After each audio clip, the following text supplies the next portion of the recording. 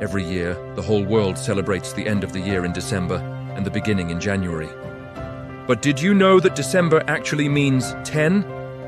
And did you know that the Bible doesn't start the year in January? So how did we get here? And more importantly, did God give a single, universal calendar for the entire world? Today, we're going to answer these questions with history and with the Bible. Originally in ancient Rome, the year didn't start in January, but in March. That's why September means 7, October 8, November 9, and December 10. The months were just lined up from the start of spring. Later on, Rome added 2 months before March, January and February.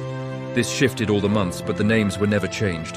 Then, in 153 BC, Rome decided that the civil year would begin in January for political and administrative reasons. This Roman calendar became the standard, which then evolved into the Julian calendar, and later the Gregorian calendar we use today. It was eventually adopted worldwide, so December became the last month by human decision, not a divine one. Now let's look at the Bible. According to Scripture, the year doesn't start in January. In Exodus chapter 12, verse 2, God says, "This month shall be for you the beginning of months. It shall be the first month of the year for you." God is talking about the month of Abib, later called Nisan, which corresponds to our March-April. In the Bible, the year begins in the spring. This is the time of liberation from Egypt, a time when life is reborn. Deuteronomy 16, verse 1 reinforces this. Observe the month of Abib. The Bible never starts the year in January, so why isn't there a single, universal biblical calendar for the whole world? It comes down to the seasons. The earth is tilted on its axis. When it's spring in the northern hemisphere, it's autumn in the southern hemisphere. This makes it impossible to have the same harvest, the same season, and the same agricultural reality everywhere at the same time. And this is crucial because the biblical feasts are tied to the seasons. Exodus 23 talks about the Feast of Harvest and the Feast of Ingathering at the year's end. Leviticus 23 connects Passover to the spring, Pentecost to the early harvest, and Tabernacles to the final harvest. These feasts are rooted in nature, not in an abstract calendar.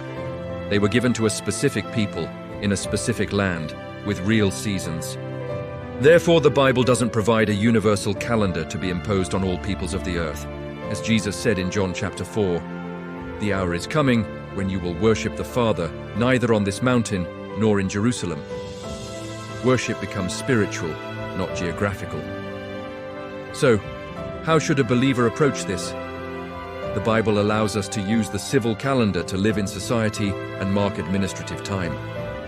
Romans 13 tells us to be subject to the governing authorities. However, the Bible also warns us not to treat human traditions as sacred, or let them replace God's appointed times. Daniel 7 warns of a power that will think to change the times and the law. And Colossians 2 cautions us against being taken captive by human tradition. So here's the bottom line. December is the last month because Rome decided so. January is the first because man imposed it. But according to the Bible, the year begins in the spring, and God's feasts are tied to the seasons. An informed believer uses the calendar of men without forgetting the calendar of God. Because God doesn't look at the date, He looks at the heart. If this teaching has enlightened you, please share it. Subscribe to The Pure Truth. Here, we don't just follow tradition, we seek the truth.